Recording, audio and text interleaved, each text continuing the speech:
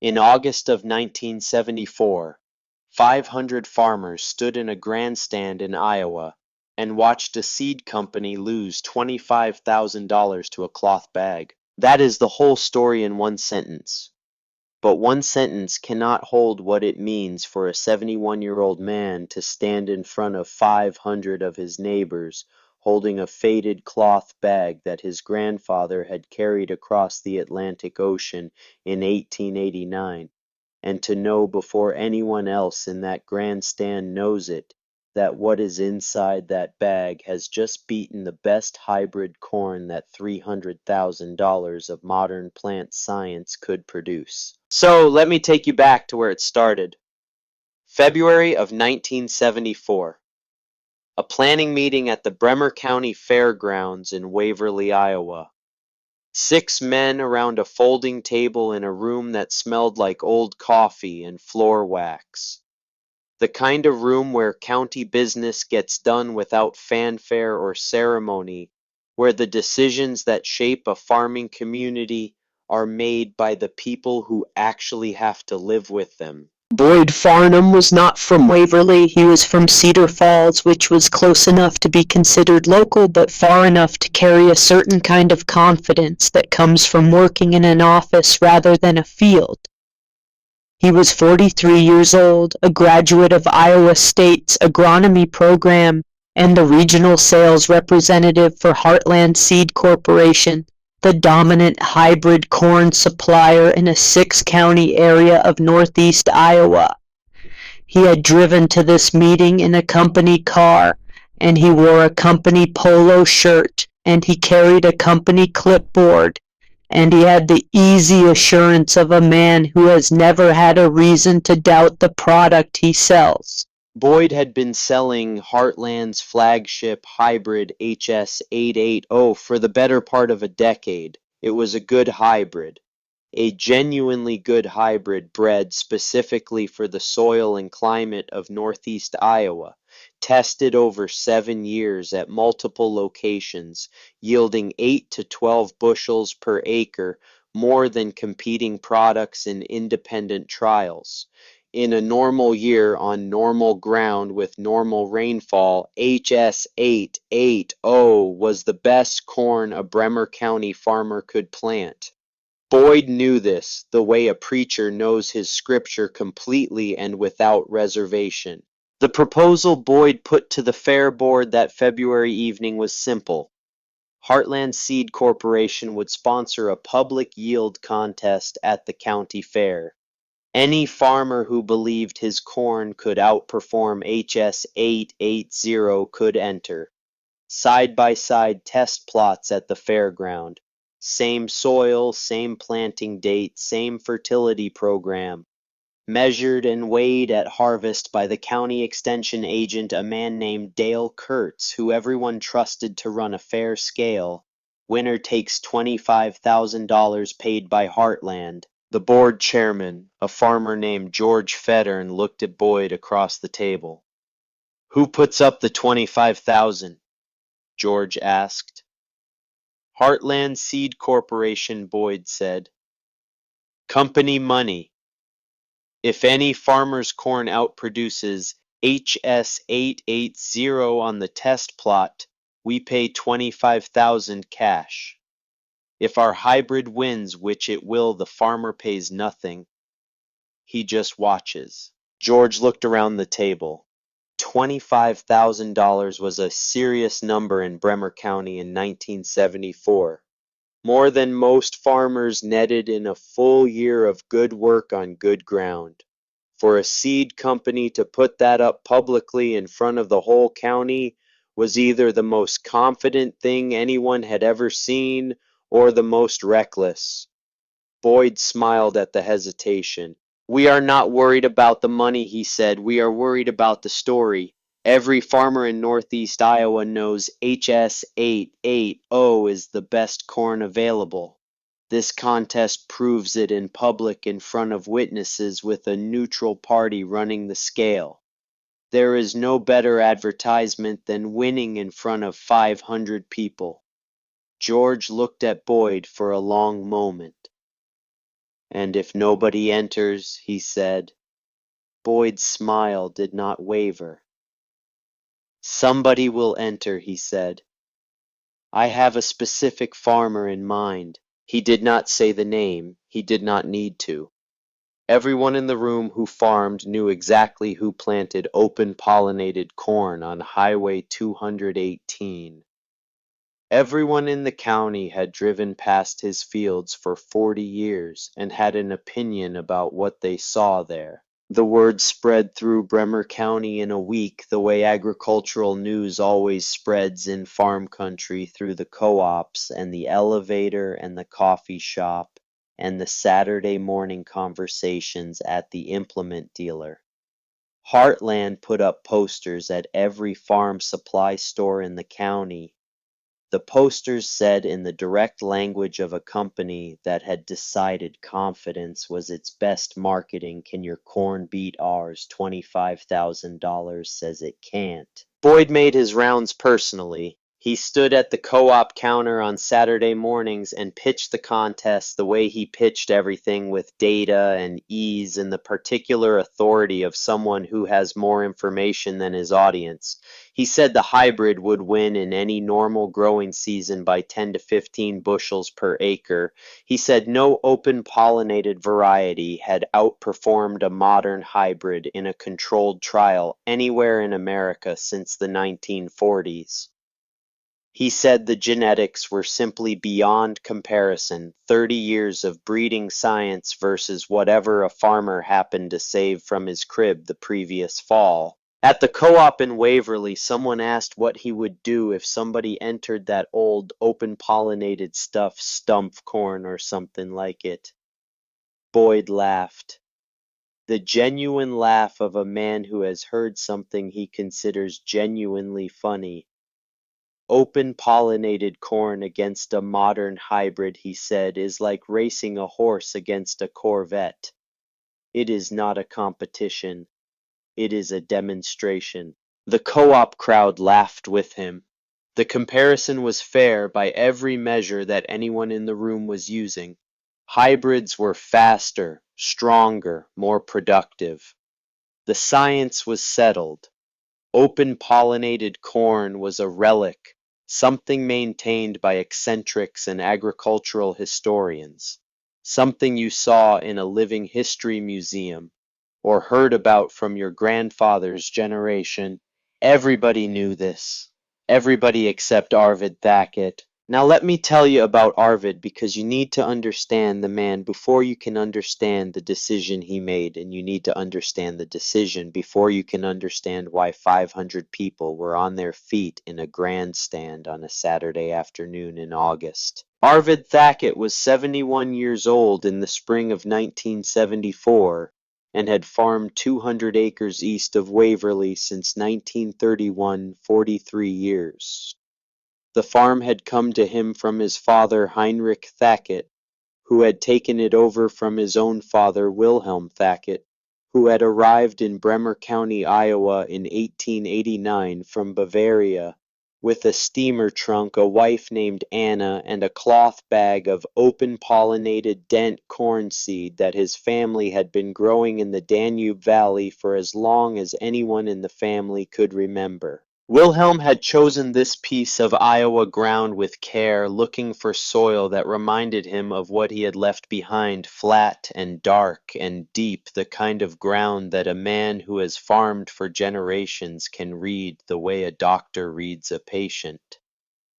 He had started planting in the spring of 1890, and the corn he had brought from Bavaria had gone into Iowa soil for the first time, and the Iowa soil had received it the way good soil receives a new seed, with a kind of patience that has no human equivalent. That was 84 years before this story takes place. In 84 years of continuous planting on the same ground, the corn had changed. Not in the way that hybrids change through deliberate manipulation in controlled conditions by trained plant breeders following specific objectives. It had changed the way living things change in a place they inhabit for a long time slowly, and without announcement adapting to the specific soil chemistry and the specific rainfall patterns and the specific disease pressure of this particular piece of Bremer County ground. The corn knew this land the way Arvid knew it from the inside, from the experience of growing up through it every year for decades. Arvid had been making that corn better with his own hands since 1931. Every fall after harvest he walked his field with the specific attention of a man who has learned to read a plant the way other men read a newspaper. He was looking for particular plants among the hundreds of thousands in his field. He was looking for the tallest stalk with the thickest ear at the right height, good root brace, no disease, no insect damage, silk emergence at the right time, relative to the tassels. When he found a plant that met his criteria, he would pull the ear peel back the husk with both hands and examine the kernels in the way that a man examines a thing he intends to trust with something important. Tight rows uniform, filled deep color, no gaps, no signs of premature drying. If the ear passed his inspection, he marked the stalk with a strip of cloth torn from an old shirt and moved on to the next row. He selected about 200 ears from 200 different plants every fall. This was the part that people who described his methods as primitive were missing entirely. He did not take his 200 ears from the 20 best plants on the farm, selecting the elites and letting everything else go. He took them from 200 different plants distributed across the entire field, which was something categorically different and something that most people who commented on his methods did not understand and had never thought carefully about. Taking from many plants rather than a few meant that the seed he planted the following spring carried the genetic diversity of the entire population rather than the genes of a handful of outstanding individuals. It meant that the corn he planted was not a simplified version of what had been there before, not a narrowed down selection pushed toward a single ideal type, but a broad and various population that contained within it the full range of responses that the field had developed over 84 years of growing in the same place. Arvid dried his selected ears on wooden racks in his corn crib for 6 weeks air-dried rather than heated because he had learned from his father and his grandfather before him that heat damaged germination in ways that did not show up until the following spring when the seeds sat in cold, wet soil, waiting for warmth that was slow in coming. In December he shelled the ears by hand, discarding the kernels from the tip and the butt of each ear, and keeping only the middle portion, the section where the kernels were most consistent in size and shape. The selected kernels went into cloth bags, the same style of bags his grandfather had used, sewn from heavy cotton and labeled in pencil on cloth tags that he attached to the bag ties. Each label carried the year, the field location where the selected plants had grown, and a note about the growing season. He had been keeping these notes since 1931. 43 years of handwritten observations stored in a wooden cabinet in his corn crib, the kind of record that no university program and no seed company maintained because no university program and no seed company had been working the same piece of ground for 43 years. Boyd Farnham had first visited Arvid in the spring of 1968 with charts and yield trial data and the easy confidence of a salesman whose product was genuinely superior to most alternatives. He had made his case the way he made every case with data. HS880 had outperformed every competing variety in independent trials run by the Iowa State Extension Service for 6 of the previous 7 years. It yielded 12 bushels per acre, more than the average open-pollinated variety under trial conditions. On 200 acres at the corn prices of 1968, That was more than $5,000 in additional income annually. Arvid had listened to Boyd's entire presentation before responding.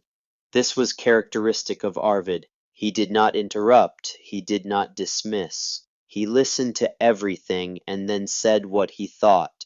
He said, "Your hybrid has been growing for 7 years. My grandfather's genetics have been growing on this ground for 84 years. Come back when you have 84 years of data from the same field." Boyd returned the following year with updated data showing that the performance advantage of HS880 had increased to 14 bushels per acre in certain conditions. Arvid listened to all of it and declined again. Boyd returned the year after that and the year after that, adapting his pitch, adjusting his data presentation, addressing the specific objections that Arvid raised with the patient persistence of a man who believes that one more piece of evidence will eventually change a stubborn mind. It was not stubbornness. Boyd never understood this, not until the day he sat in Arvid's kitchen with a check for $25,000. What looked like stubbornness from the outside was something different from the inside. It was a conclusion that Arvid had arrived at through 43 years of working with specific plants in a specific place, and conclusions of that quality do not yield to data collected in other places, under other conditions by people who have been involved for 7 years. "My corn does fine," Arvid told Boyd every spring. "Fine is the enemy of better," Boyd told him every spring. "You are farming with your grandfather's genetics in a world that has moved to hybrid vigor, disease resistance, and optimized yield potential. My grandfather's genetics have been growing on this ground for 84 years. Your hybrid has been growing for 7. Come back when you have 84 years of data." They had this conversation 6 times before Boyd went to the fair board with his $25,000 proposal. It was not a coincidence that the proposal came in the year after Boyd's 6th failed visit to the Thackett farm. The contest was designed for a specific purpose, which was to demonstrate in front of the maximum possible number of people that the hybrid was superior and the old man was wrong, and to do it in a way that he could not argue with because the scale would be operated by a neutral party and the results would be announced from a public stage. Boyd was certain this would work. He was certain it would work the way a man is certain of something when every piece of data he has ever examined points in the same direction, and when the alternative hypothesis has not been seriously entertained in 30 years. He had never grown open-pollinated corn. He had never selected seed by hand from 200 individual plants. He had never kept 43 years of handwritten notes about growing conditions on a single field. What he knew about open-pollinated corn was what the research literature said about it, which was that it was genetically inferior to modern hybrids in yield potential by a margin that had been well documented and consistently replicated. The research literature was correct.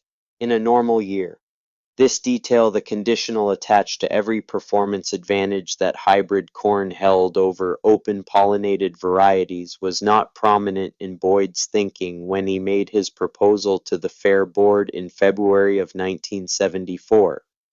He was thinking about normal years because the previous 7 years had been normal years, good rainfall, good growing conditions, the kind of seasons that hybrid corn was bred to exploit to the fullest. He was not watching the sky. Arvid was. The entry form for the Bremer County Yield Contest was made available at the Fair Board office in early March. By the end of the month, Boyd had received 1 entry.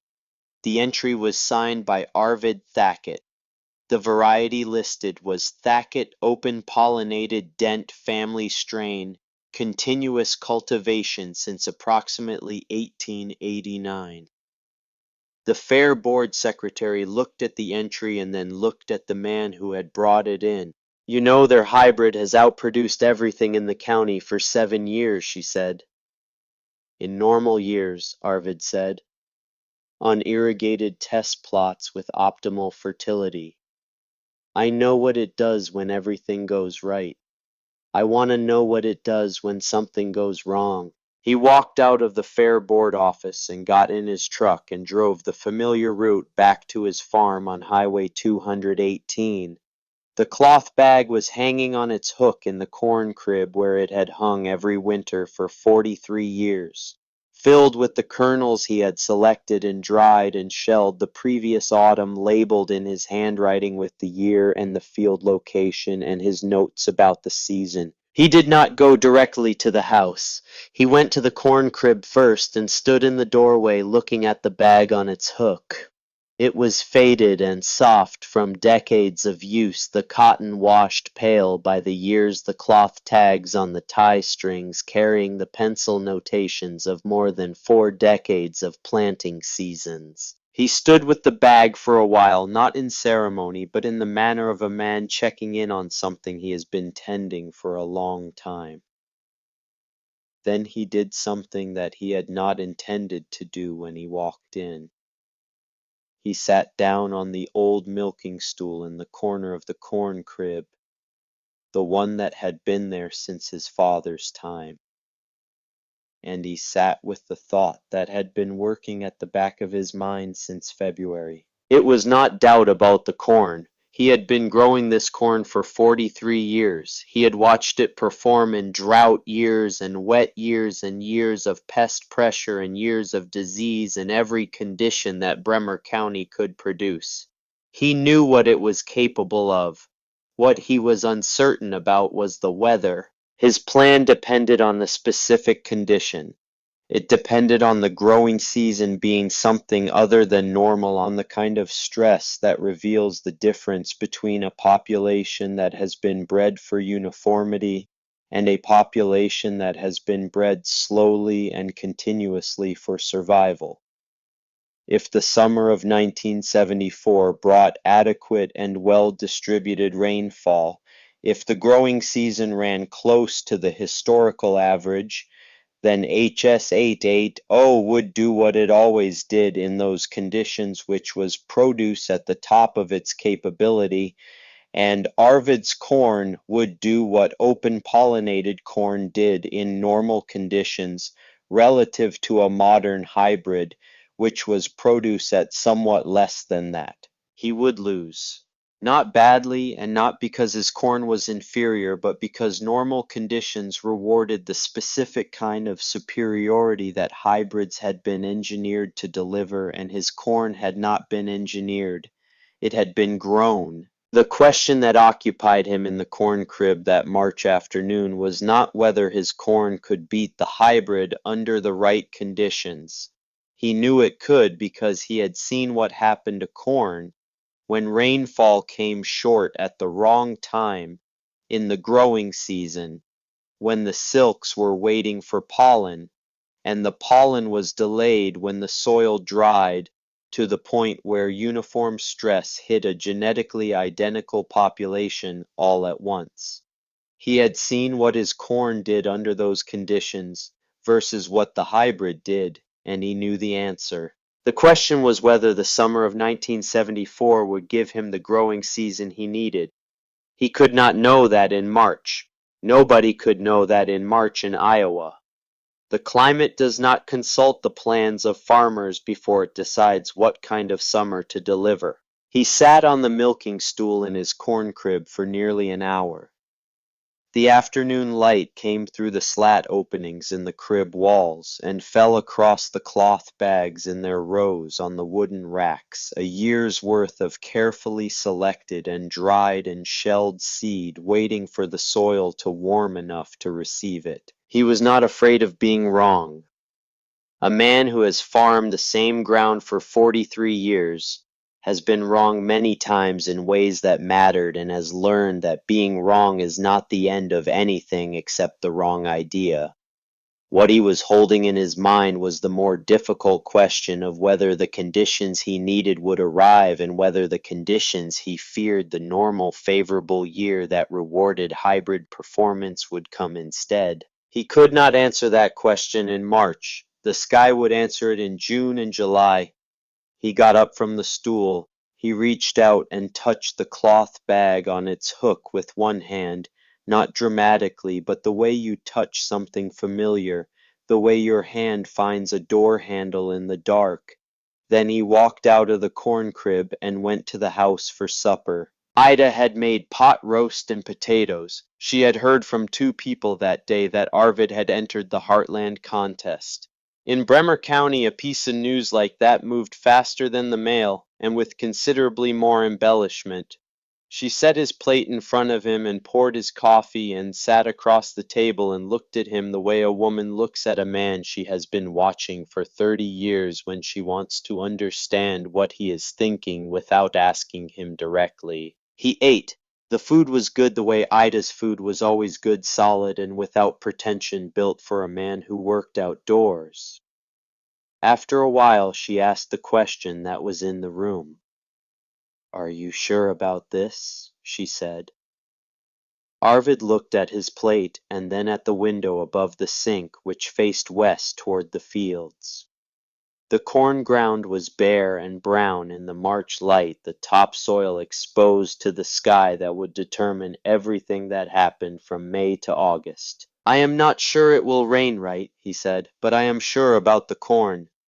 She looked at him for a moment, then she got up and poured more coffee, and did not say anything else about it, which was the way Ida communicated her support for a decision that had already been made and could not be unmade by further conversation. That night, lying in the dark, Arvid went through the arithmetic that he had been running in his head since February, the arithmetic that did not involve bushel counts or dollar figures, but the more fundamental mathematics of biology and weather. He thought about Wilhelm planting Bavarian seed in Iowa soil for the first time in 1890. He thought about the thousands of individual plants that had grown and reproduced on this ground in the 84 years since then, each generation slightly different from the last. The population's genetic composition shifting gradually toward whatever combination of traits best suited this specific place. He thought about the selection pressure his own hands had applied every fall for 43 years. 200 carefully chosen individuals out of a population of tens of thousands, each choice made on the basis of what he saw in the field and what he knew about the plants that had come before. He thought about what that kind of breeding actually produced, which was not a uniform population of identical high performers, but something fundamentally different, a diverse community of plants with different tolerances and different response curves and different timing patterns, a population that contained within it the full range of what the soil and climate of this specific Iowa county had required over 84 years of growing seasons, good and bad, and everything in between. He thought about what happened to a diverse population under stress compared to what happened to a uniform one, and he thought about the summer patterns of northeast Iowa in the years he had been watching, and he thought about what he had noticed in the sky in the late fall and early winter of 1973. The particular patterns that experienced farmers read without always being able to say precisely what they are reading. The accumulated sensory knowledge of decades of watching weather behave in a specific place. He was not certain. He could not be certain, but he thought the summer of 1974 was not going to be a normal year. He went to sleep. In the spring of 1974, the cloth bag came down from its hook in the corn crib and went into the planter. On the 4th of May, the same day that the Heartland seed treated with fungicide and insecticide went into the adjacent test plot at the Bremer County Fairground. Dale Kurtz was there with his notebook to make sure both plots received identical treatment. Same planting depth, same spacing, same fertilizer application, same everything except the seed itself, and the 6,000 years of agricultural history that each seed carried inside it. By the time the corn was in the ground, Boyd Farnham had already written the outcome in his mind. The yield data was on his side. The plant science was on his side. 30 years of agricultural progress was on his side. He had stood in front of co-ops and coffee shops across Bremer County for 2 months explaining why the contest was not a contest at all, but a demonstration, and the people in those rooms had nodded because the logic was sound and the data was real. What Boyd was not accounting for, what the data and the plant science and 30 years of agricultural progress could not account for, was the sky. Arvid Thackett was watching the sky. The corn came up in late May. Both plots emerged within 2 days of each other, which was expected given that they had been planted on the same date with the same equipment at the same depth. The emergence was the last thing the two plots had in common that looked the same from the road. By the second week of June, the difference was visible to anyone who drove past the Bremer County Fairground on their way between Waverly and Cedar Falls. The Heartland plot planted with HS880 was growing with the particular uniformity that made hybrid corn the dominant product in northeast Iowa. Every plant was the same height. Every plant had the same leaf architecture, the same angle of emergence from the stalk, the same dark emerald color that seed catalog photographs are taken to capture. Walking down the row of HS880 was like walking through a corridor in a building where every door is identical. It was engineered precision made visible in a field. Arvid's plot was different. The plants varied in height by 4 to 6 inches at comparable growth stages. The row spacing was slightly irregular because open pollinated seed varies in kernel size in ways that affect how the planter drops it, and Arvid had not sorted his seed through a size grader because sorting for size also sorts out genetic diversity, and genetic diversity was the thing he was not willing to sacrifice. The leaves were a different shade of green, lighter, more yellow-green than the hybrid's deep emerald, a color that Boyd Farnham had described in his sales literature as a sign of lower chlorophyll efficiency and lower yield potential. Boyd drove out to the fairground in the second week of June and walked both plots for the first time since planting. He had the particular walk of a man conducting an inspection he already knows the outcome of, purposeful and methodical, but not genuinely curious, because genuine curiosity requires the possibility that the answer will surprise you, and Boyd was not prepared to be surprised. He walked the hybrid plot first. He pulled several leaves, checked the midrib.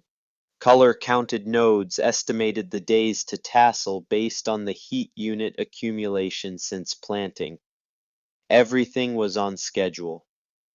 HS880 was doing exactly what 7 years of performance data said it would do. Then he walked Arvid's plot. He stood for a moment at the end of the first row, looking down the length of it. The variation in plant height was immediately apparent. The irregularity in row spacing was apparent. The lighter color was apparent.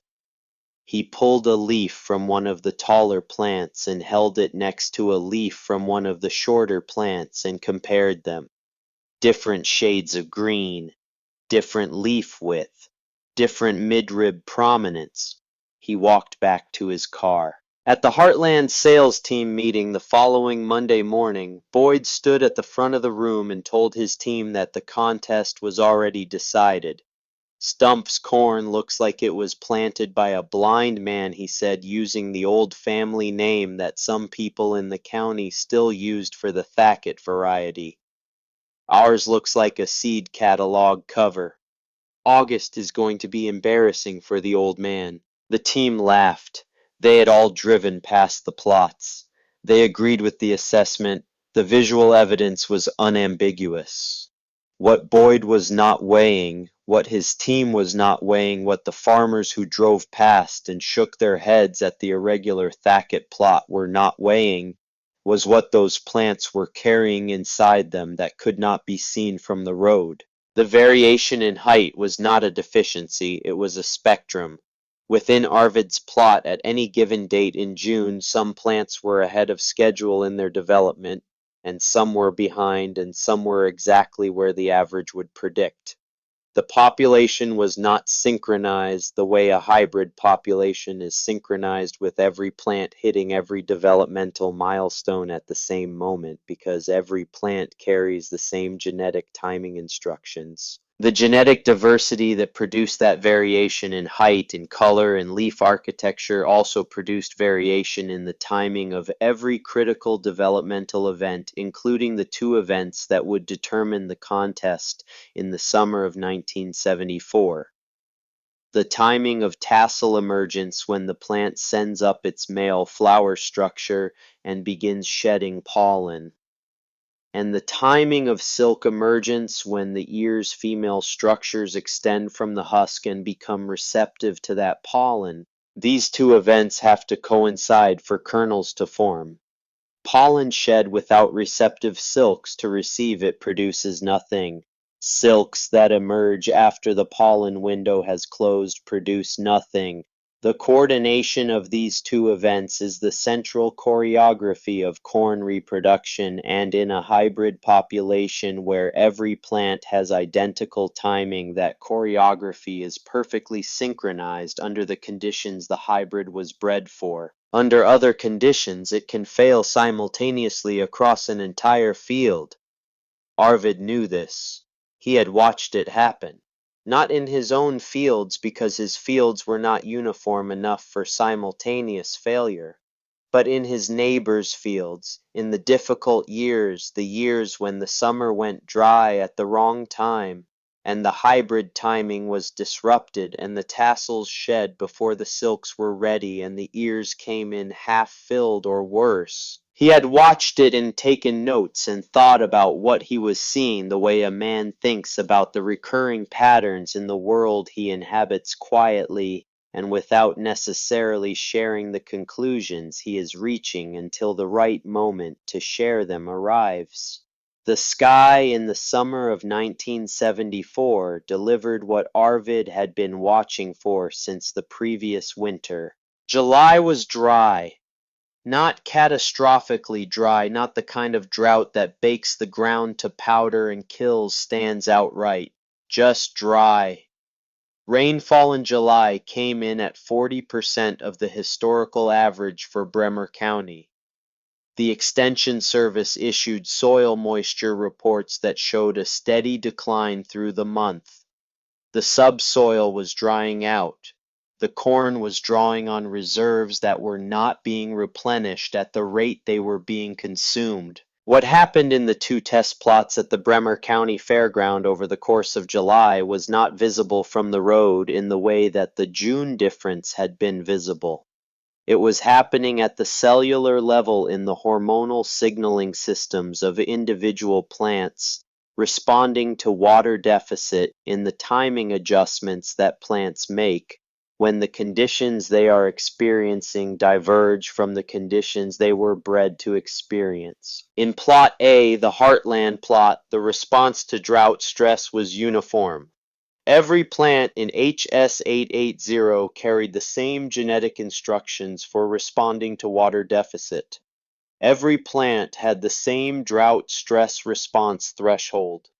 When the soil moisture dropped below a certain level, every plant in the plot received the same internal signal at the same time and responded in the same way. The leaves began to curl. The tassels, which were in the process of emerging and beginning to shed pollen, slowed their development. The silks, which needed to emerge from the ear husks and extend to catch the falling pollen, were delayed. The delay was the problem. Tassel development and silk development are controlled by different hormonal pathways that respond to drought stress differently.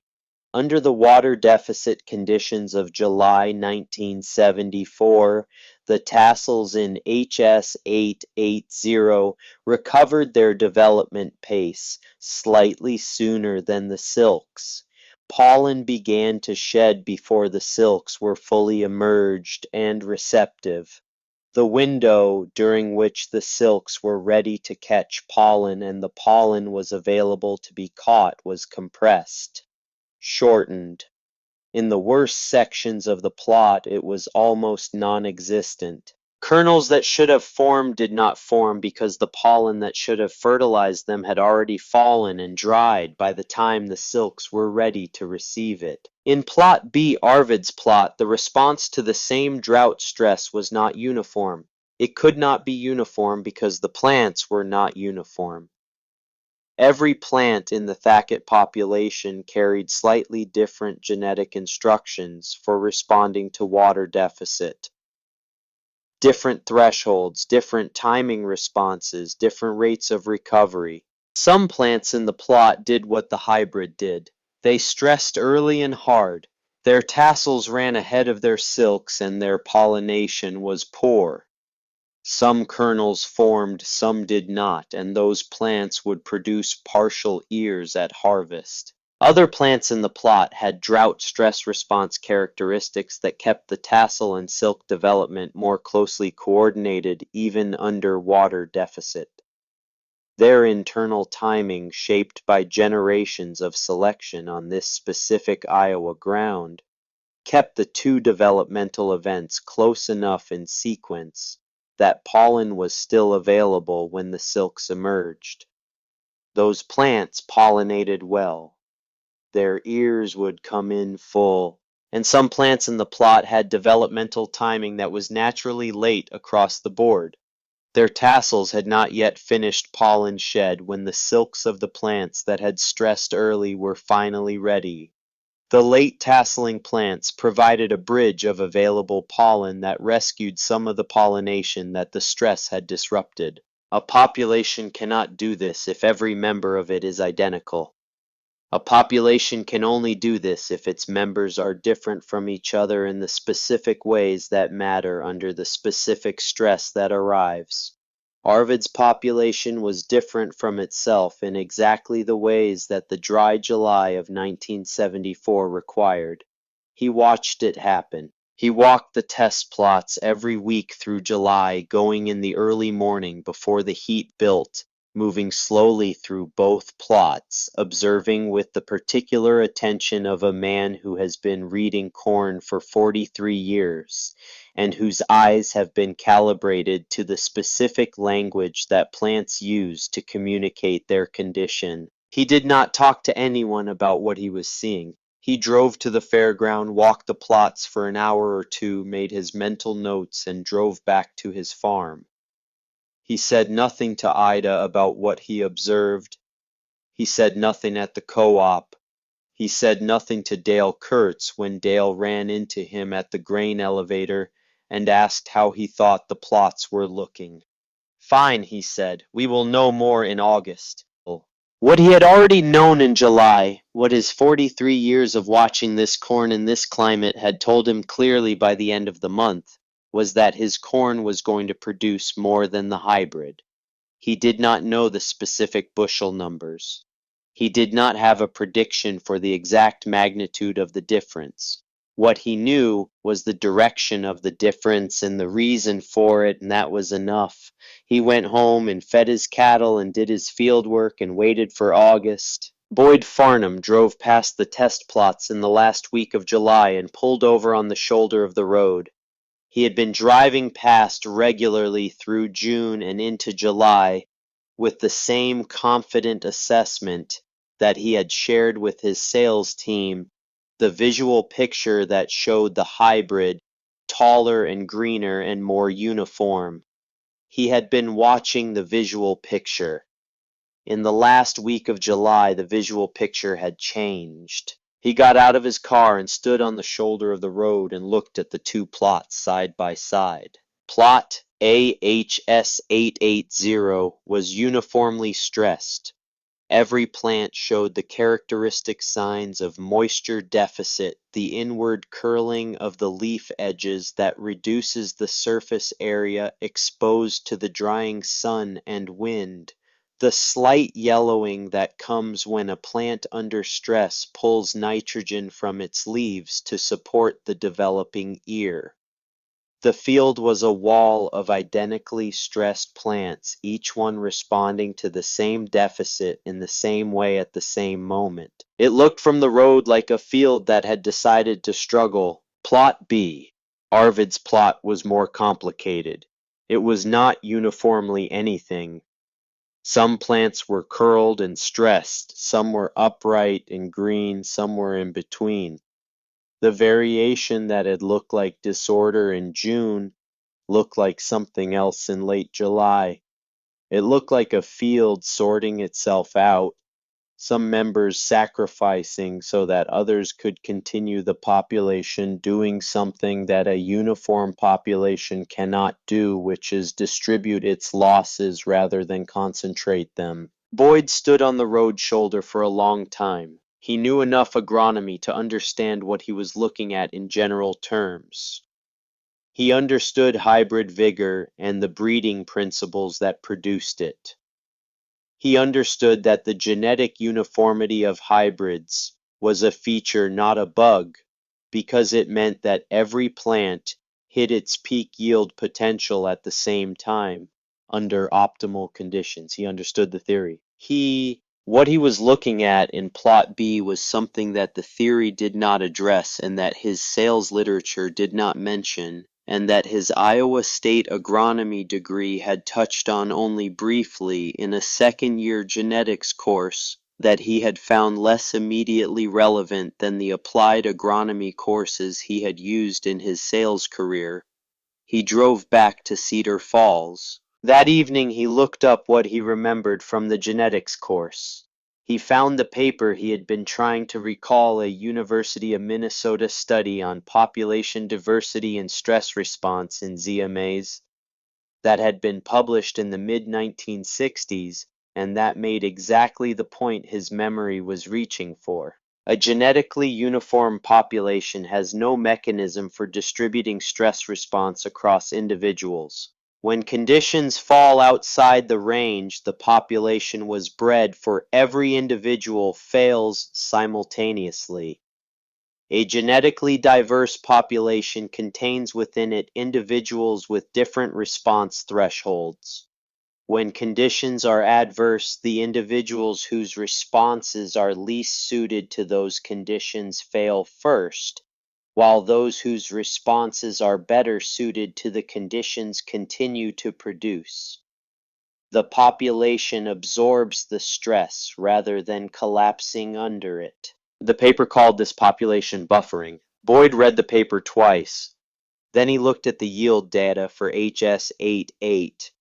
Oh, in drought years, specifically, not the averaged multi-year data that showed the hybrid's overall superiority, but the year-by-year data broken out by growing season conditions.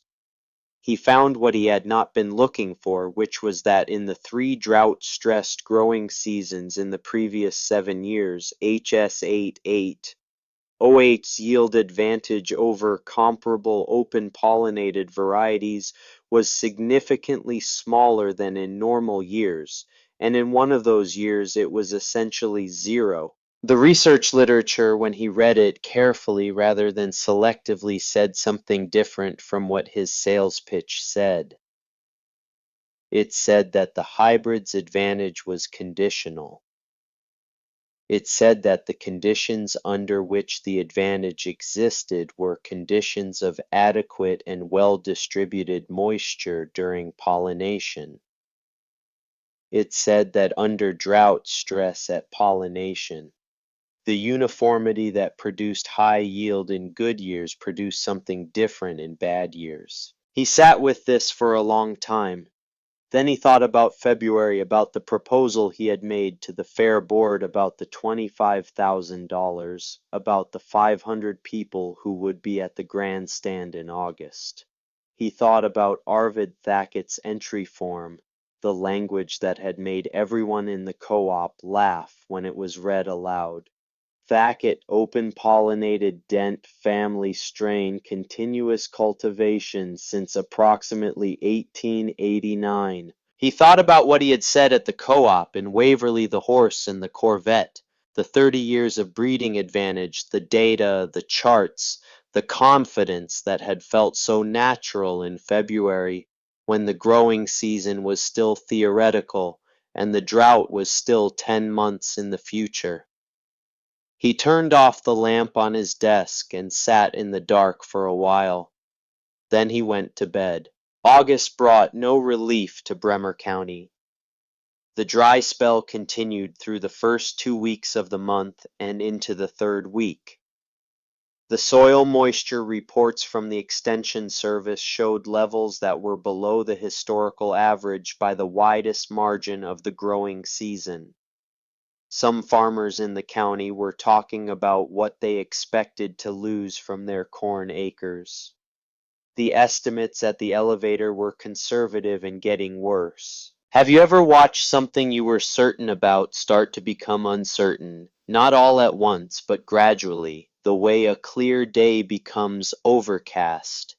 A little more cloud here, a little more shadow there, until at some point you look up and realize that the sky you were looking at in the morning is not the sky you are looking at now. If you have been in that position, if you have watched a certainty you held publicly and with confidence begin to give way under the weight of evidence you were not expecting, something about the particular kind of discomfort that Boyd Farnham was carrying through August of 1974. He did not go back to the fairground plots in August. He had seen enough in late July to understand that the month ahead would not be kind to his position. He went through his regular work schedule, visiting farms, writing orders for the fall, preparing his presentations for the following season's sales campaign.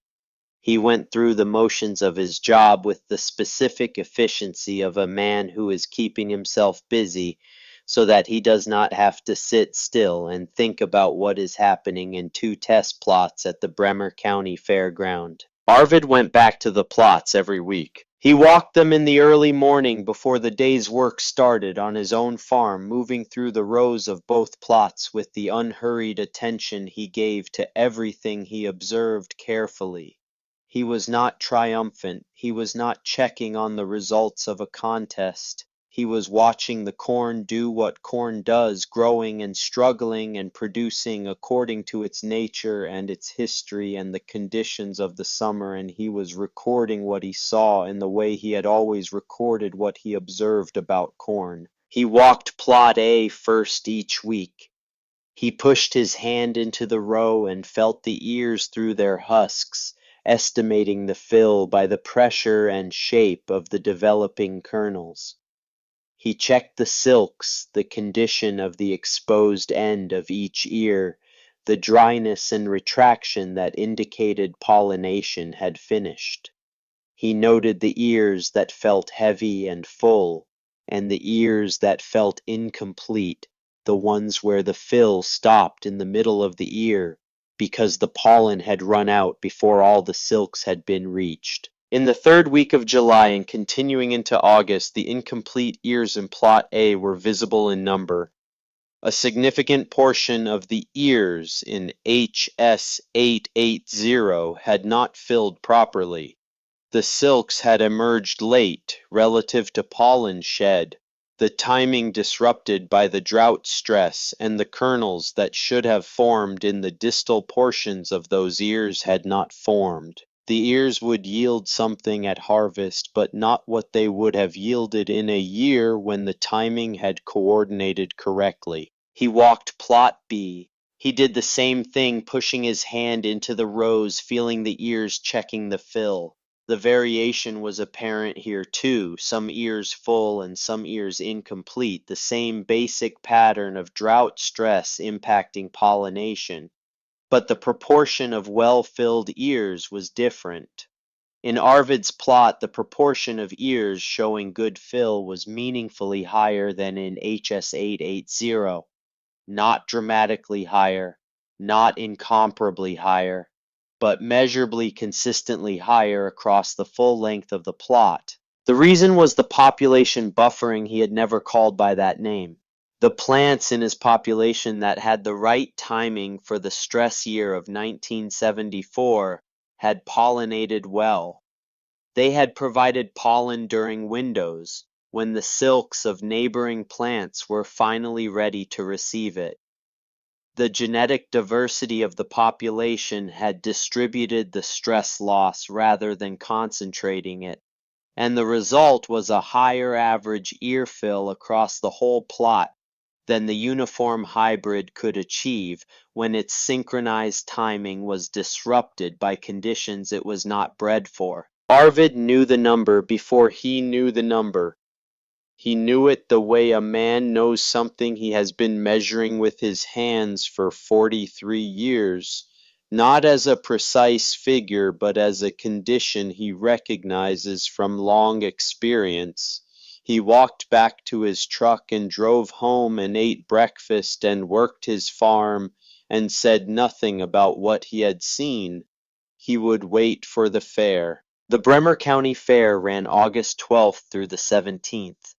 The yield contest was scheduled for the final day, Saturday the 17th, when the crowds were largest and the fairground was most full. This was the scheduling that Boyd had requested when he proposed the contest, because he had wanted maximum attendance for the moment when the data confirmed what everyone already knew. By the first week of August, the word had spread beyond Bremer County. The contest had been covered in the Waverly newspaper in the spring and had been picked up by the farm weeklies that served the broader Northeast Iowa agricultural community. Farmers from the surrounding counties had been following the story because it was a good story, the old man with the old seed against the company with the modern hybrid and the $25,000. And because it touched something that a lot of farmers in a lot of counties felt about something without quite having words for it. The question of what happened to corn when the weather did not cooperate was not an abstract question for any farmer who had been farming long enough to have seen a bad year. The question of whether the uniformity that produced high yields in good years was an advantage or a vulnerability in bad years was a question that some of the older farmers had been carrying quietly for a long time without ever having a public forum to bring it to. By the week before the fair, the grandstand capacity was being discussed. More people were planning to attend the yield announcement than had attended any comparable event in the fair's recent history. Boyd Farnham spent the week before the fair going through his regular schedule. He was quieter than usual. His sales team noticed, but did not comment.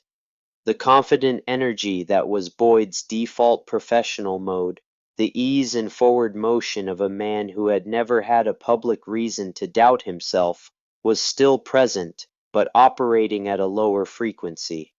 Something was different about the way he moved through his week. He had walked the plots once more in the first week of August. He had not told his team he was going.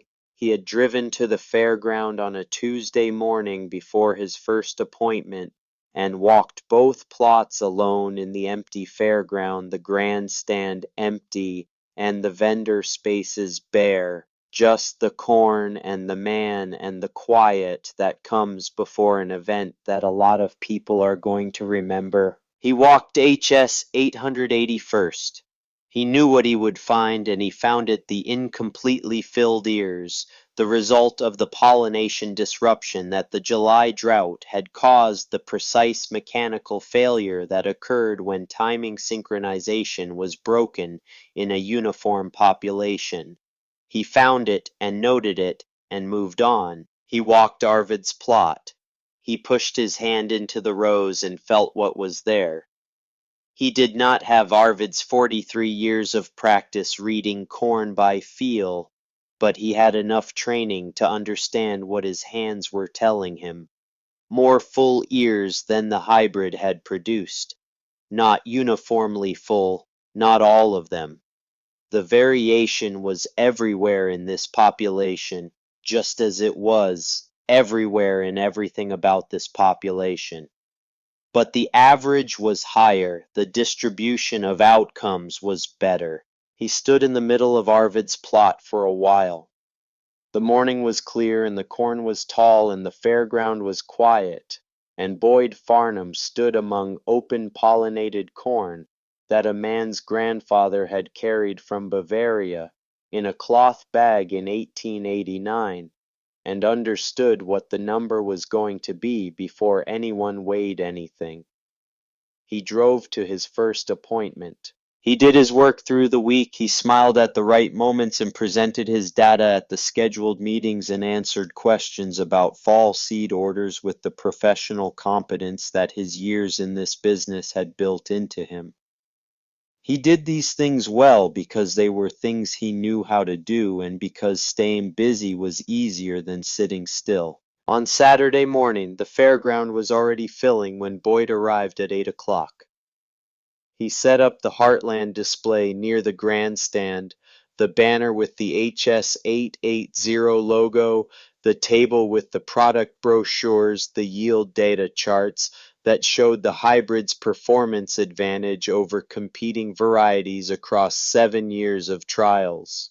He set all of it up with the methodical efficiency of someone who has set up trade show displays many times and no longer thinks about the individual steps. Then he stood beside his display and watched the people arrive. They came from 5 counties. They came in pickup trucks and in cars and in a few cases from farms close enough that they had driven their tractors and parked them at the edge of the fairground lot. They came in work clothes and overalls and caps and boots, the practical uniform of people who had arranged their Saturday around a corn scale reading and who had not needed to change clothes to attend. Arvid arrived at 9 o'clock. He drove his truck to the parking area closest to the grandstand and got out and stood beside the truck for a moment looking at the crowd. He was wearing what he always wore, overalls and his work cap and boots that had been resold twice and would be resold again. In his left hand he carried the cloth bag, the same bag that had hung on its hook in the corn crib all winter, the same bag that held the seed he had planted on the 4th of May. He was carrying it the way the note in the original entry form had been written without ceremony or self-consciousness, just a thing that belonged with him on this day. He walked through the fairground crowd toward the grandstand area. People made space for him, and some of them spoke to him, and he spoke back with the brevity that was natural to him, a nod and a word or two, and nothing more. He was not a man who had ever been comfortable in crowds, not because he was unfriendly, but because his natural orientation was toward the specific and the particular, the individual plant, rather than the general field, the precise fact rather than the general impression. He found a spot at the edge of the grandstand off to one side away from the center where the crowd was thickest. He stood there with his cloth bag and waited. Dale Kurtz arrived at 9:30 with his harvest crew and his equipment. Dale was the county extension agent and the neutral party that both sides had agreed would operate the combine and the weigh wagon, and he approached the task with the methodical seriousness of a man who understands that 500 people and $25,000 are depending on his scale being accurate and his arithmetic being right. He harvested plot A first.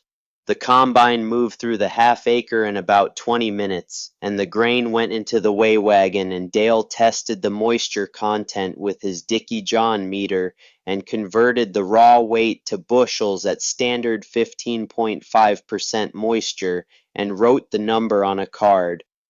Then he harvested Plot B. Same combine, same weigh wagon, same moisture meter, same arithmetic. He walked to the grandstand stage. The microphone had been set up by the fair staff. 500 people, give or take, were in the seats and standing on the edges, and some were sitting on the rails above. It was more than the tractor pull had drawn the night before. It was the largest crowd for a non-entertainment event at the Bremer County Fair in the memory of the oldest board members. Dale held his 2 cards and looked out at the people. He was not a showman, he was a county extension agent, and he read numbers the way county extension agents read numbers, plainly and without performance. Ladies and gentlemen, he said the results of the 1974 Bremer County Yield Contest. The grandstand went quiet, the way large outdoor crowds go quiet when something is about to be said that everyone is waiting to hear. Not a theatrical silence, but a genuine one, the sound of 500 people simultaneously paying attention. Plot A, Dale said. Heartland Seed HS880 Hybrid, 91 bushels per acre. There was a murmur in the grandstand. 91 was respectable for a drought year. HS880 averaged 118 in normal years. So 91 represented a significant reduction, but it was not a disaster. In the stands, some people were already doing the math, wondering whether 91 would be enough to win. Boyd Farnham was standing beside his Heartland display. He heard 91 and felt something unknot slightly in his chest. 91 was low, but it was possible. Possible that it was enough. Plot B, Dale said. Thacket open-pollinated Dent family strain. 103 bushels per acre. The grandstand erupted. Not polite applause. Not the kind of sound a crowd makes when a good thing happens in a general way. A roar. The kind of sound that 500 people make when something happens that they did not know was possible and that makes them feel something unexpected about the world they have been living in. Men who had been sitting stood up. Men who had been standing put their hands together. The sound went up over the fairground and across the Iowa farmland around it and dissipated into the August air. 103 against 91. A 12-bushel advantage per acre for the open-pollinated corn in a drought year. A corn variety that a man's grandfather had carried from Bavaria in a cloth bag had outproduced a $300,000 hybrid breeding program by 12 bushels per acre in a year when it mattered in front of 500 witnesses with a neutral party running the scale. Boyd Farnham stood beside his display and did not move. He had heard the number. He had processed the number. He was standing in the specific stillness of a man who has just had something confirmed that he was not willing to confirm earlier, a stillness that is not the absence of reaction, but the first moment before the reaction begins to find its form. His clipboard was at his side. The yield data charts were on the table behind him. The banner with the HS880 logo was above his head. He looked at the grandstand. 500 people on their feet. He looked at the far edge of the crowd where Arvid Thacket was standing with his cloth bag held against his chest with both hands. Arvid was not on his feet. He was standing the same way he had been standing since he arrived, quiet, and still watching what was happening in the grandstand, with the expression of a man who already knew what the number was, and had been waiting for everyone else to know it too. He was not celebrating, he was not triumphant, He was nodding slowly the way a man nods when something that has been true for a long time has finally been confirmed for the people who needed the confirmation. A nod that was not satisfaction at being right, but acknowledgment that the year had cooperated, that the drought had come at the right time and in the right way, that the corn had done what he had spent 43 years preparing it to do. Boyd watched him nod and understood something that his agronomy degree and his sales training and his 7 years of yield trial data had not prepared him to understand, which was that the old man across the grandstand had known this outcome before the corn was in the ground. Not with certainty. Arvid had said himself sitting on the milking stool in his corn crib in March that he was not sure about the rain. He had known what his corn could do. He had watched the winter sky and formed an impression of what the summer might bring. He had taken the risk that his reading of the conditions was right, knowing that if the summer was normal and the rains came as needed, the hybrid would win and the demonstration would go the other way. The summer had not been normal. The summer had been dry in July and dry in August, and the drought had hit at pollination, and the uniform hybrid population had failed the way uniform populations fail, and the diverse open pollinated population had buffered, and the result was 103 against 91 in front of 500 people. The grandstand was still making noise. Boyd Farnham picked up his clipboard. He looked at it, then he set it back down on the table with the yield data charts and the product brochures and the marketing materials that represented everything he had built his professional identity on for the previous 10 years. He had $25,000 to deliver to an old man in overalls who had just beaten him in public with a cloth bag full of seed that his grandfather had carried from Europe. He had no idea yet what came next. But the year was not over, and the conversation he needed to have had not happened yet, and what he learned in Arvid Thackett's kitchen the following Monday morning would turn out to matter more than the 12 bushels did. The grandstand emptied slowly the way crowds empty when something has happened that people want to stay near a little longer, as if proximity to the place where the event occurred might extend the feeling that came with it. Farmers who had driven from Chickasaw County and Butler County and Fayette County stood in groups talking in the way that men who work alone for most of their working lives talk when they find themselves in the same place at the same time, having felt the same unexpected thing. They were not talking about the money exactly, though the money was part of it. They were talking about what the money represented, which was a public confirmation of something that some of them had suspected quietly for years, without ever having the occasion to say it out loud. The thing they had suspected was that the story they had been told about hybrid corn was not the whole story. The whole story, the one that Boyd Farnham told with his charts and yield trial data, and the particular confidence of a man whose product genuinely was superior under the conditions it was tested for, was a story about averages.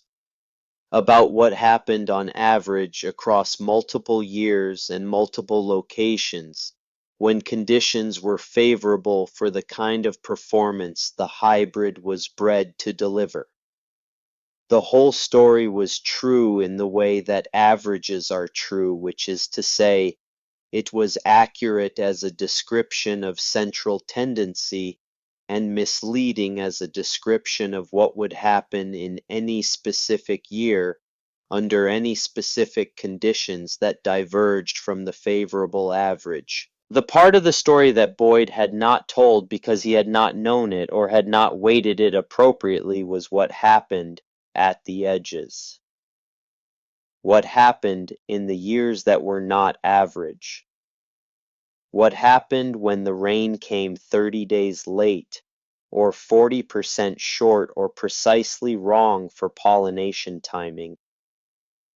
What happened when the uniformity that produced peak performance in good years produced synchronized failure in bad years? Arvid had known this part. He had known it from watching his neighbors' fields in the difficult years, from the slow accumulation of observation across 4 decades of farming the same county ground under the same variable Iowa sky.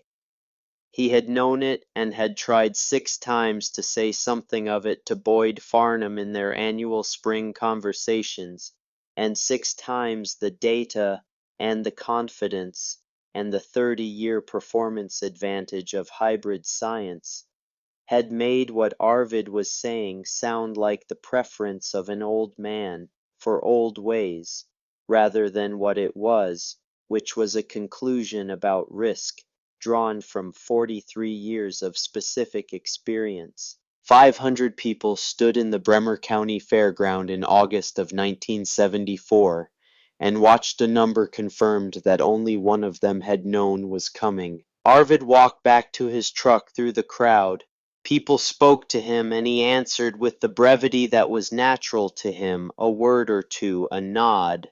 He was not uncomfortable with the attention, but he was also not nourished by it in the way that some men are nourished by public recognition. He had entered the contest because he wanted to see the difference demonstrated under stress conditions in front of people who could not easily dismiss what they saw. The demonstration had occurred. That was what he had come for. He put the cloth bag on the seat beside him and drove home. Ida had not gone to the fair. She had stayed at the farm to do the things that needed doing, regardless of what was happening at the fairground, the daily work of a farm that does not pause for events, however consequential those events might be. When Arvid came in through the kitchen door in the late afternoon, she looked at him with the question in her face that she did not need to ask in words. He sat down at the kitchen table. She set a cup of coffee in front of him. 103 against 91, he said. She sat down across from him. He drank his coffee. The kitchen was quiet in the way that a farmhouse kitchen is quiet on a summer afternoon when the work outside is done and the day has reached the hour that belongs to neither the morning's beginning nor the evening's end. He had known the number since early August, as certainly as a man can know something without the scale confirming it.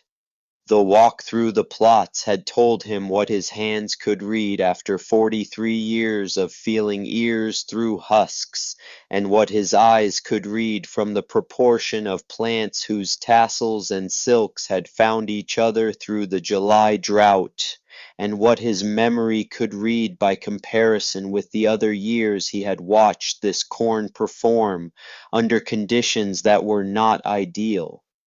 He had known and he had waited, and now the scale had said the same thing his hands had said, and the 500 people had heard it, and the season was what it was. He sat with Ida and drank his coffee and did not say much more because there was not much more to say. The corn had done what he had spent 43 years preparing it to do. The drought had arrived when it needed to arrive. The rest was arithmetic. Now let me tell you about the following Monday, because what happened in Arvid's kitchen that morning is the part of this story that mattered most to the people who were not there to hear it. Boyd Farnham drove to the Thackett farm on Monday morning. He drove alone, which was significant because he could have sent a company check by mail, which was the easier thing and the thing that would have required less of him. He chose to drive himself and deliver the check in person, which was not comfortable and which was not easy and which was the right thing to do, and Boyd Farnham, whatever his failures of understanding before August of 1974, knew the difference between comfortable and right. He drove the familiar route, the one he had driven every spring for 6 years past the fairground and out the county road to the highway, and then the stretch of Highway 218, where you could see the Thackett fields from the road, the same fields that farmers had been reading from their car windows for 40 years. The corn in those fields looked the way Arvid's corn always looked in late August, variable and uneven, and nothing like a seed catalog photograph, and Boyd had looked at it from the road for 6 years and seen disorder, and now he was not sure what he was seeing. He pulled into the farm lane and parked and walked to the kitchen door. Ida answered. She looked at him with the level assessment of a woman who has watched a particular man underestimate her husband for 6 years, and who is not going to show him more warmth than the situation strictly requires. She told him Arvid was at the kitchen table and let him in. Arvid was sitting where he always seemed to be sitting when Boyd arrived at this farm, at the kitchen table with a cup of coffee. He looked at Boyd the way he always looked at Boyd, with the patience of a man who has time and is willing to use it. Boyd sat down across from him. He put the envelope on the table between them. 25,000, Boyd said. I know, Arvid said. Boyd looked at the envelope and then at Arvid. The confidence that was Boyd's professional default, the ease that came from believing in his product, was still present, but operating differently than it had in the previous 6 years of these kitchen visits. It was quieter. It had had a difficult week. In a normal year, Boyd said your hybrid probably wins. Arvid looked at him without hostility or vindication. I know, he said again. Boyd heard the words and sat with them for a moment. 2 simple words that contained something he had not expected, which was acknowledgement. Arvid was not arguing about the hybrid's performance in normal years. He was not claiming that the 12 bushels proved something universal about the superiority of open-pollinated corn over modern hybrids. He was agreeing with the conditional statement, accepting it as accurate because it was accurate, and accuracy was the thing Arvid cared about. Then why did you enter? Boyd said. The question was genuine, not rhetorical, not defensive, not the product of a wounded professional ego looking for something to argue. Genuine, because Boyd Farnham was a man who had been wrong in public about something he had stated publicly with great confidence, and he was sitting in the kitchen where he had been wrong, and the question he was asking was the question that a man asks when he is trying to understand how he got to where he is. Arvid set down his coffee cup. Because you designed the contest for a normal year, he said.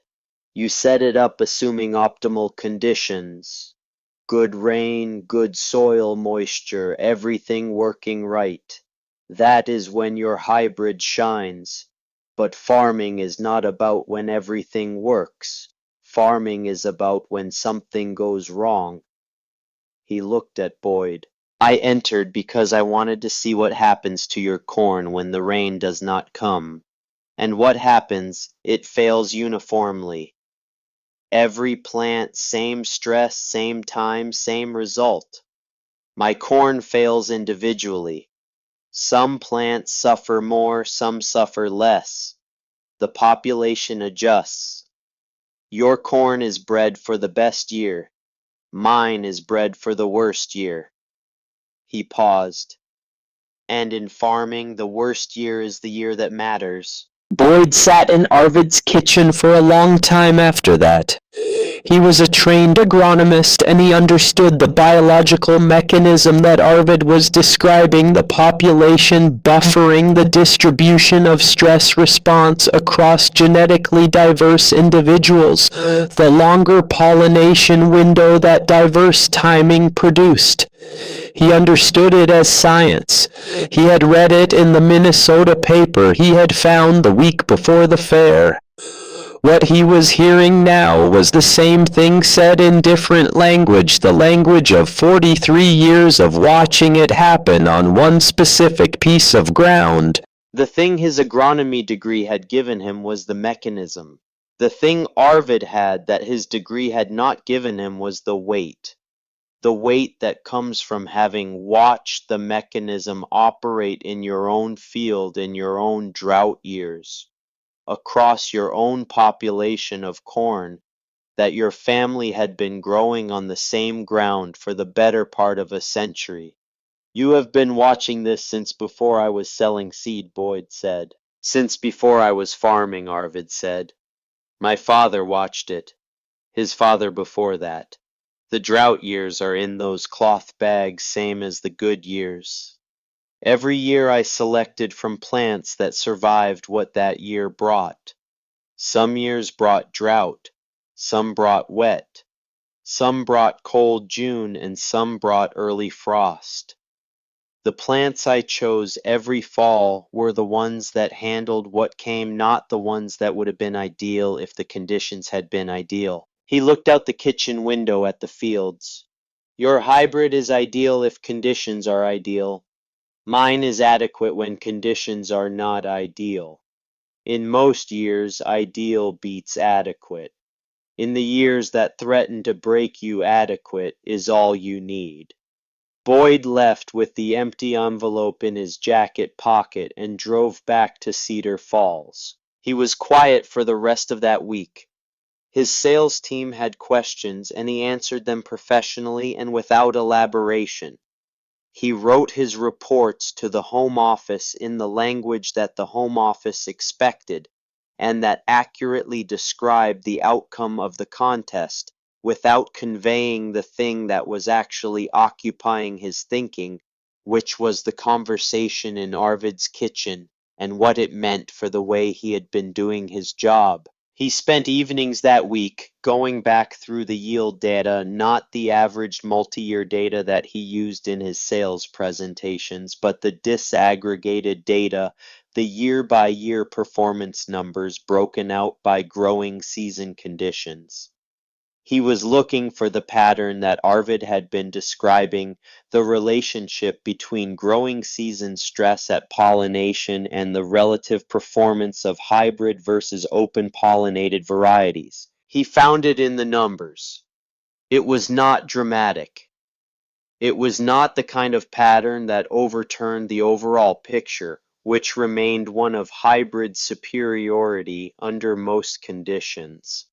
But it was there in the drought years, in the years when July rainfall fell significantly below average, in the years when the pollination window was compromised by moisture stress.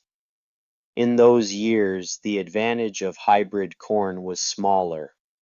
In the worst of those years, it was not an advantage at all. The data he had been presenting for 6 years was accurate. It was also incomplete. He thought about this for a long time. What Arvid did with the $25,000 was not what Boyd expected. Boyd had expected Arvid to do what a farmer in his position would reasonably do with a windfall of that size repair equipment that had been deferred purchase land if any was available at a price that made sense, pay down a loan that had been carrying for too long. Boyd would not have been surprised by any of those choices. They would have been sensible choices. What Arvid did was build a seed storage building, not an equipment shed, not a machinery storage facility, not anything that a farm accountant would have recommended as the highest yield use of $25,000 in 1974.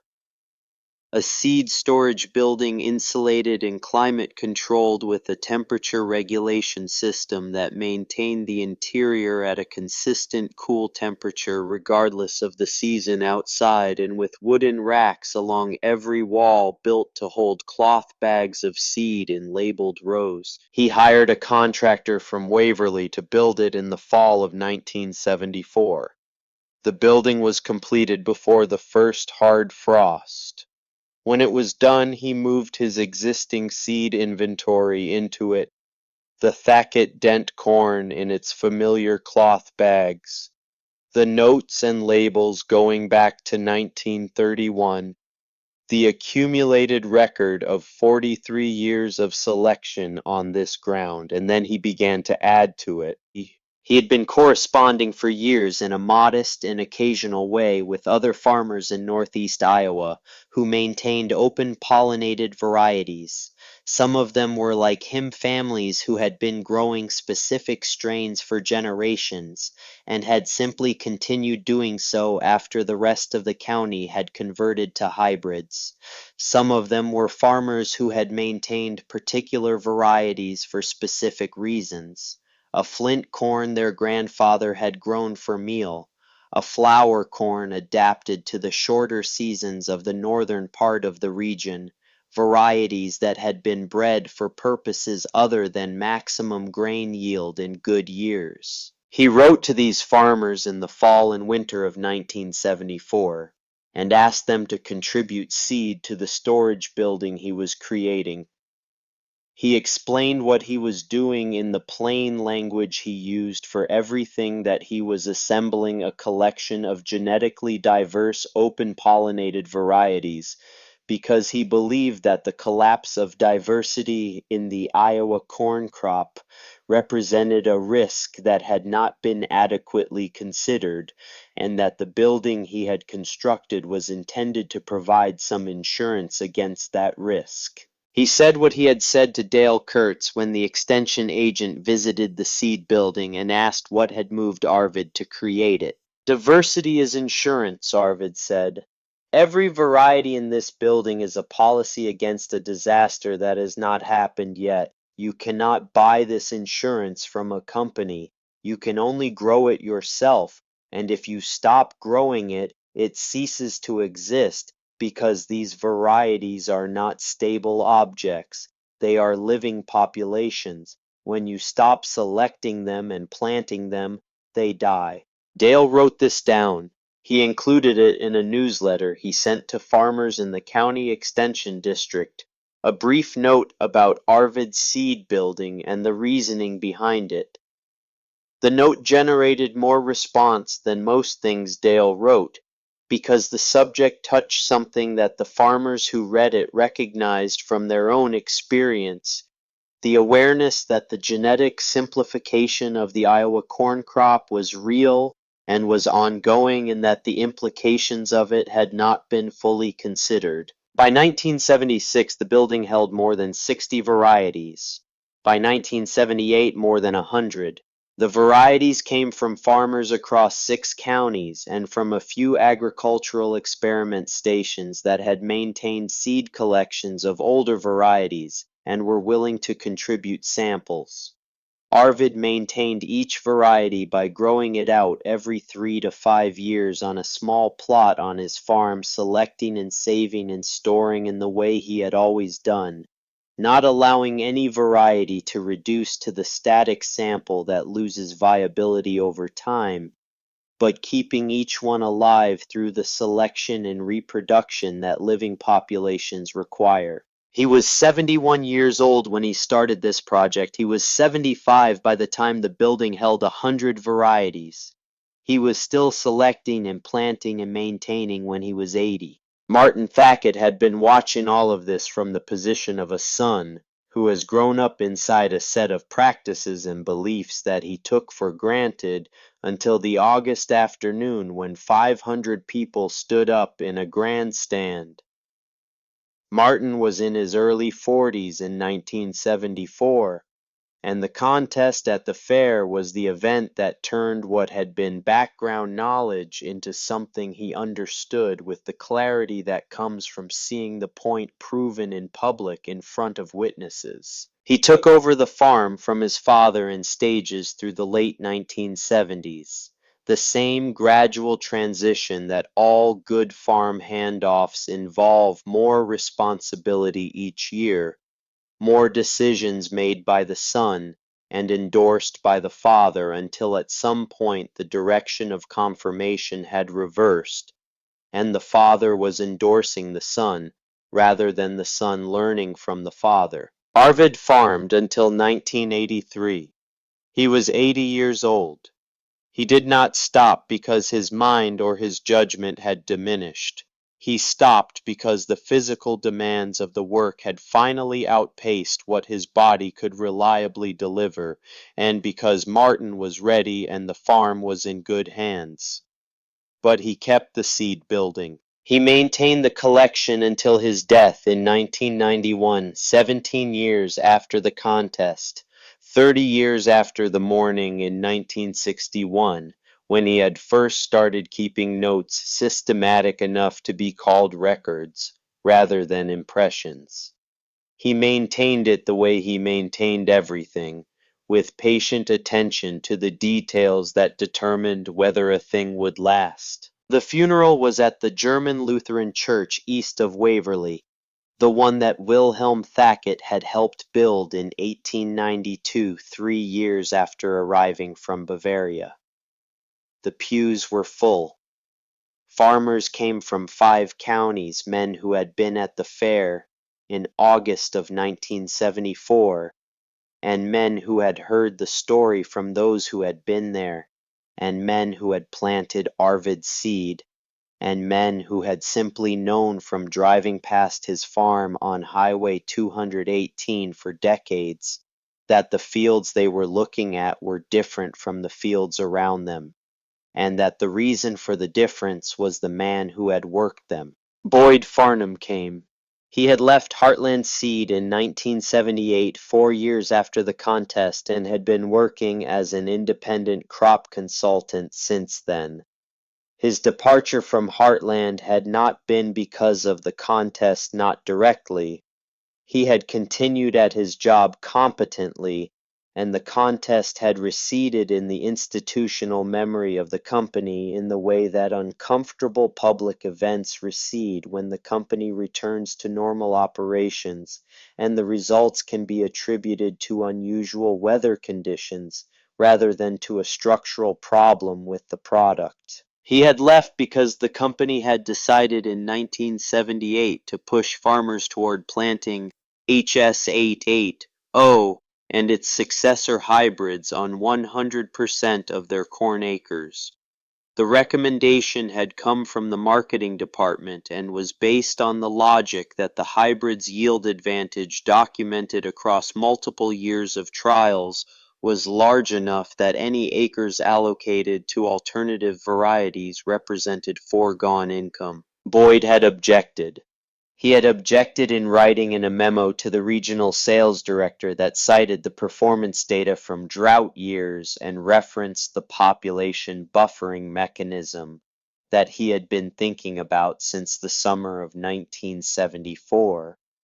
He had argued that the recommendation to plant a single hybrid on 100% of acres represented a concentration of genetic uniformity that created systemic risk, that the yield advantage documented in average years did not account for the synchronized failure risk in stress years, and that the appropriate recommendation was for farmers to maintain some portion of their acres in alternative varieties as insurance. The memo was not well received. The marketing department's position was that the performance data supported the recommendation and that concerns about systemic risk from genetic uniformity were speculative and not supported by current trial results. Boyd had sat with this for a month, then he had given his notice and started his consultancy. His first recommendation to every client was the same. He delivered it the same way every time without explaining where it came from because the explanation would have taken longer than the recommendation, and the recommendation was what mattered. Plant your best hybrid on 80% of your acres, he said.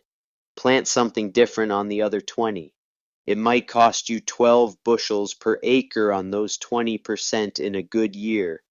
In a bad year, it will be the difference between a hard season and a broken one. He never told his clients where that advice came from. 500 people had been at the Bremer County Fair in August of 1974. The people who needed to know where it came from already knew. He sat in the church at Arvid's funeral in 1991 and looked at the wooden cross above the altar and thought about the kitchen table where he had sat in September of 1974 with an empty envelope in his jacket pocket and heard a 71-year-old farmer explain risk management in language that no economics course and no agronomy program had ever made clear to him. Your corn is bred for the best year.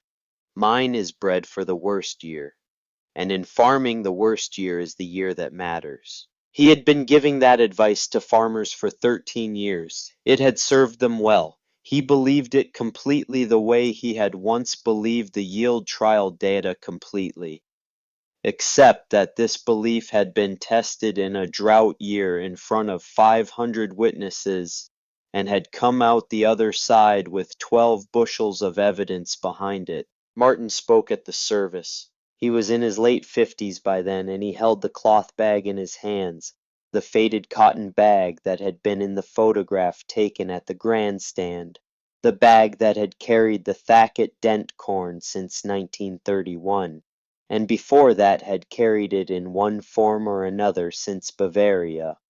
He said what he had been thinking about how to say for some time. My father saved seed for 43 years, Martin said. Every fall 200 ears, every spring 40 pounds in a cloth bag. He did it because his father did it, and his father's father did it, and the corn expected it. The corn expected to be chosen by a man who knew it. The corn expected to be planted by a man who understood it. He held up the bag. My father gave the corn what it expected, and the corn gave him 103 bushels in a drought year, when the best hybrid in the county gave 91. He stood with the bag held at chest height and looked at the people in the pews. This bag is older than any seed company in Iowa, he said. The seed in it is older than any hybrid program in America. It is alive because someone chose it every fall for 100 years. That is not farming.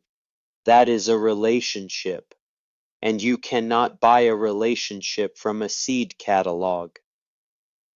The church was very quiet. By the time of Arvid's death, the seed building on the Thacket farm held 140 varieties of open-pollinated corn. Dent corn and flint corn and flour corn and popcorn varieties from families across northeast Iowa who had maintained them for reasons ranging from culinary tradition to simple inertia varieties from small experiment stations that had preserved them as genetic curiosities without fully understanding what they represented. 140 living populations, each one carrying within it the accumulated history of the conditions it had been grown in and the choices that had been made about it across the years it had been maintained. Martin donated the collection to Iowa State University in 1993. The university incorporated it into the North Central Regional Plant Introduction Station's seed repository, one of the federal facilities charged with preserving the genetic diversity of agricultural crops.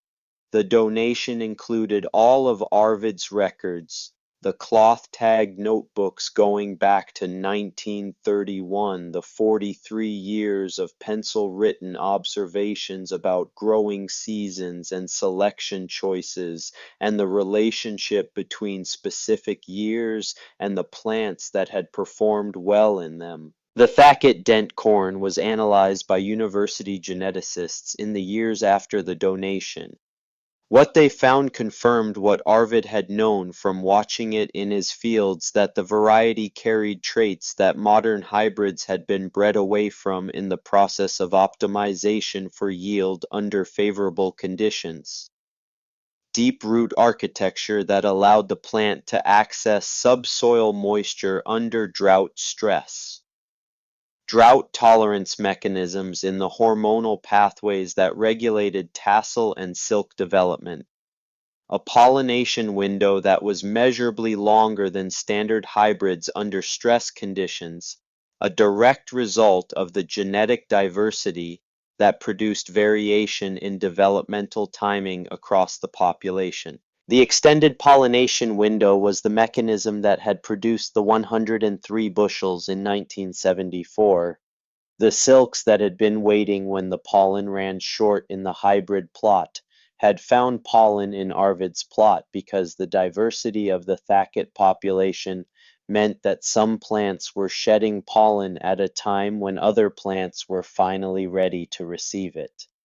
The drought had compressed the window in the hybrid, and the diversity had extended it in the open pollinated variety, and the difference was 12 bushels per acre in front of 500 witnesses. These traits were incorporated into at least 3 university breeding programs focused on developing drought-resistant corn for the Great Plains, where the combination of high yield potential and drought tolerance had been a breeding objective for decades, without full success, because the genetic material required for drought tolerance had largely been bred out of the commercial corn population in the decades of hybrid optimization. The genetic material they needed had been sitting in a cloth bag in a corn crib in Bremer County, Iowa, maintained through 100 years of selection by 3 generations of the same family on the same piece of ground. Arvid's cloth bag, the one he had held at the grandstand in August of 1974,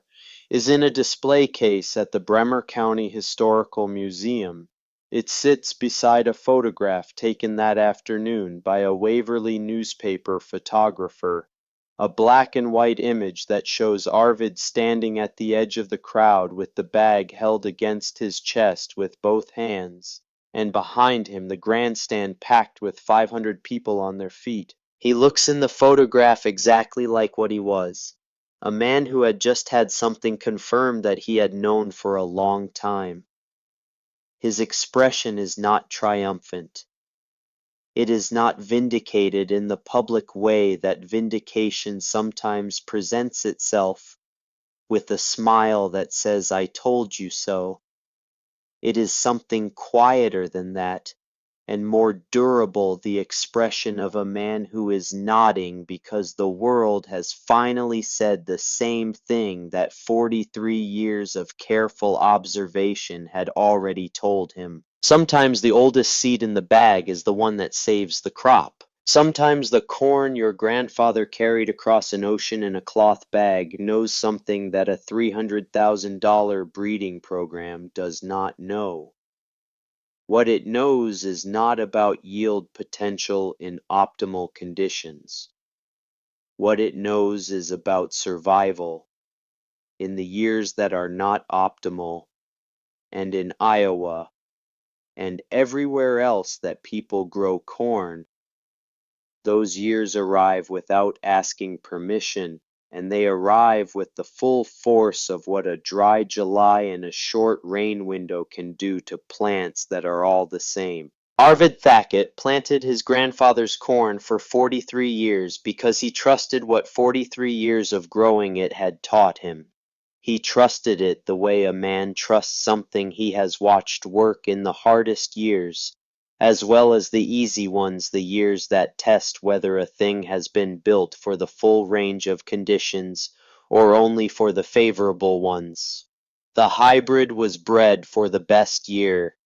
The old corn was bred for the worst year, and the worst year is the one that matters.